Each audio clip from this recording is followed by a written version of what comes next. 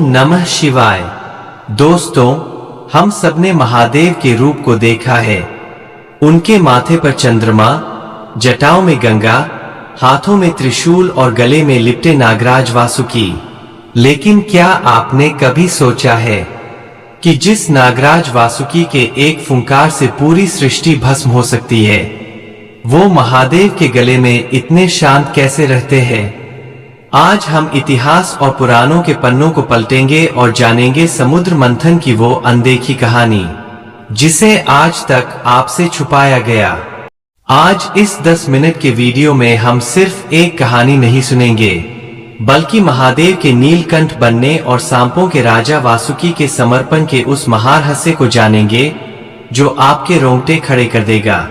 Video को अंत तक देखिएगा, क्योंकि अंत में एक ऐसा रहस्य है जो आपको हैरान कर देगा। इस कहानी की शुरुआत होती है एक श्राप से। महर्षि दुर्वासा के श्राप के कारण देवराज इंद्र और सभी देवता अपनी शक्ति और ऐश्वर्य खो चुके थे। स्वर्ग पर असुरों का राज हो चुका था। निराश होकर देवता भगवान विष्णु के पास गए। विष्णु जी ने उन्हें एक उपाय बताया, समुद्र मंथन। समुद्र के नीचे छिपा है अमृत, जिसे पीकर देवता अमर हो सकते थे। लेकिन समुद्र को मथना कोई आसान काम नहीं था। इसके लिए असीमित शक्ति की जरूरत थी। इसलिए देवताओं ने अपने सबसे बड़े शत्रु असुरों के राजा बलि से हाथ मिलाया। शर्त यह थी कि जो अमृत निकलेगा उसे दोनों आधा आधा बांट लेंगे। अब समस्या यह थी कि इतनी बड़ी मथानी कहां से आएगी। इसके लिए मंदराचल पर्वत को मथानी बनाया गया, लेकिन उस पर्वत को घुमाने के लिए एक बहुत बड़ी और मजबूत रस्सी की जरूरत थी। तब देवताओं और असुरों ने मिलकर नागों के राजा नागराज वासुकी से प्रार्थना की कि वे इस महामंथन में रस्सी का कार्य करें। नागराज वासुकी, जो स्वयं महादेव के परम भक्त थे, इस महायज्ञ के लिए तैयार हो गए। मंथन शुरू हुआ। एक तरफ देव सेना थी, जिन्होंने नागराज वासुकी की पूंछ को पकड़ा था। दूसरी तरफ असुर सेना थी, जिन्होंने वासुकी के मुख, सिर की तरफ से पकड़ा था। कशमकश शुरू हुई।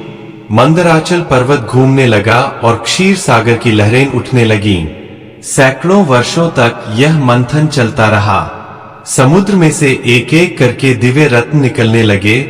कामधेनु गाय, ऐरावत हाथी, उच्चैश्रवा घोड़ा और स्वयं माता लक्ष्मी। देवता और असुर खुश थे।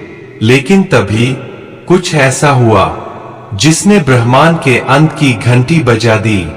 निरंतर खिंचाव और घर्षण के कारण नागराज वासुकी दर्द से तड़प उठे।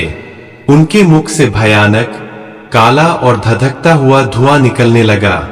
यह कोई साधारण धुआं नहीं था। यह था हलाहल विष, सृष्टि का सबसे खतरनाक जहर। यह जहर इतना विनाशकारी था कि इसकी गर्मी से समुद्र का पानी उबलने लगा।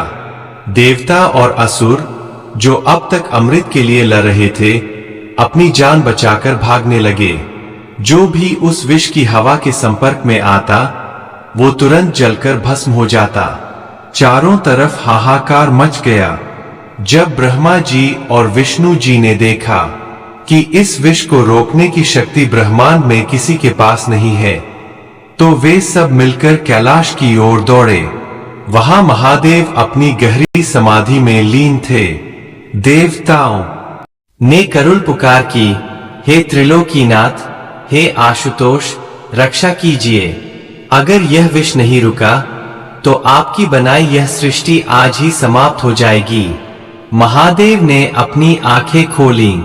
उन्होंने देखा कि उनके बच्चे, उनकी बनाई दुनिया खत्म होने की कगार पर है। महादेव तो करुणा के सागर है। वे बिना एक पल गवाए उठ खड़े हुए। वे समुद्र तट पर पहुंचे। चारों तरफ मौत का तांडव चल रहा था। महादेव ने मुस्कुराते हुए उस भयानक हलाहल विष को अपनी अंजलि हाथों में लिया। वह विष पूरी तरह से देहक रहा था। बिना डरे महादेव ने उस पूरे विष को एक घूंट में पी लिया। जैसे ही विष महादेव के गले के नीचे उतरने लगा, माता पार्वती ने तुरंत महादेव के कंठ, गले को अपने हाथों से पकड़ लिया। वे जानती थीं कि अगर यह विष महादेव के पेट में चला गया तो उनके भीतर समाई पूरी सृष्टि नष्ट हो जाएगी। माता पार्वती की शक्ति के कारण वह विष महादेव के गले में ही रुक गया, लेकिन वह जहर इतना भयानक था कि उसने महादेव के सुंदर कंठ को पूरी तरह से नीला कर दिया। उनका पूरा शरीर आग की तरह तपने लगा। ब्रह्मांड के स्वामी दर्द से व्याकुल होने लगे। इसी घटना के बाद पूरी सृष्टि ने उन्हें नाम दिया नीलकंठ। इधर नागराज वासुकी को गहरा आघात लगा। वे आत्मग्लानि, गिल्ट से भर गए। उन्होंने सोचा, मेरी वजह से मेरे आराध्य, मेरे महादेव को इतना कष्ट उठाना पड़ रहा है। वासुकी तड़प उठे। वे महादेव के चरणों में गिर गए और रोने लगे। महादेव के शरीर की गर्मी को शांत करने के लिए देवताओं ने उन पर जल चढ़ाया। चंद्रमा उनके सिर पर आकर बैठ गए ताकि ठंडक मिल सके, लेकिन विष का असर कम नहीं हो रहा था। तब नागराज वासुकी ने एक कठोर निर्णय लिया। उन्होंने कहा, हे प्रभु, इस विष की गर्मी का कुछ हिस्सा मैं अपने अंदर सोखूंगा। वासुकी ने महादेव के तपते हुए गले को चारों तरफ से लपेट लिया। सांपों का शरीर प्राकृतिक रूप से बहुत ठंडा होता है। वासुकी ने अपने शरीर की पूरी शीतलता महादेव के कंठ को दे दी और उस हलाहल विष की बची हुई गर्मी को खुद सहने लगे। नागराज वासुकी के इस निस्वार्थ प्रेम, भक्ति और त्याग को देखकर महादेव अत्यंत प्रसन्न हुए। महादेव ने अपनी आंखें खोली और वासुकी से कहा, हे वासुकी, तुमने मेरे कष्ट को अपना कष्ट समझा। आज से तुम सिर्फ पाताल लोक के राजा नहीं, बल्कि मेरे सबसे प्रिय आभूषण कहलाओगे। तुम हमेशा मेरे गले में सुशोभित रहोगे और जो भी मेरी पूजा करेगा उसे तुम्हारी भी पूजा करनी होगी। तब से नागराज वासुकी महादेव के गले का हार बन गए। दोस्तों, इसके पीछे एक बहुत गहरा आध्यात्मिक संदेश भी है। सांप को काल, समय और मृत्यु का प्रतीक माना जाता है। महादेव के गले में सांप का होना यह दिखाता है कि शिव महाकाल है। समय और मृत्यु भी उनके नियंत्रण में है, उनके अधीन है।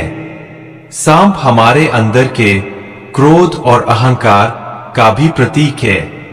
महादेव हमें सिखाते हैं कि अपने अंदर के जहर, बुराइयों को गले में ही रोक लो, उसे अपने दिल और दिमाग पर हावी मत होने दो।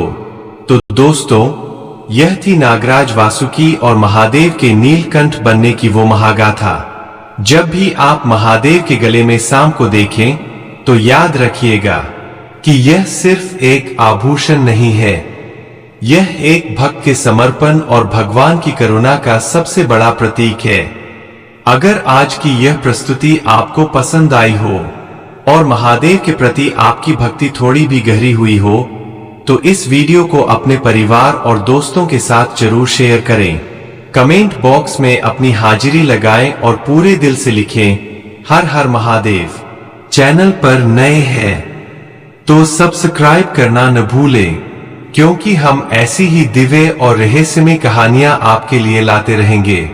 मिलते हैं अगले वीडियो में, तब तक के लिए ओम नमः शिवाय।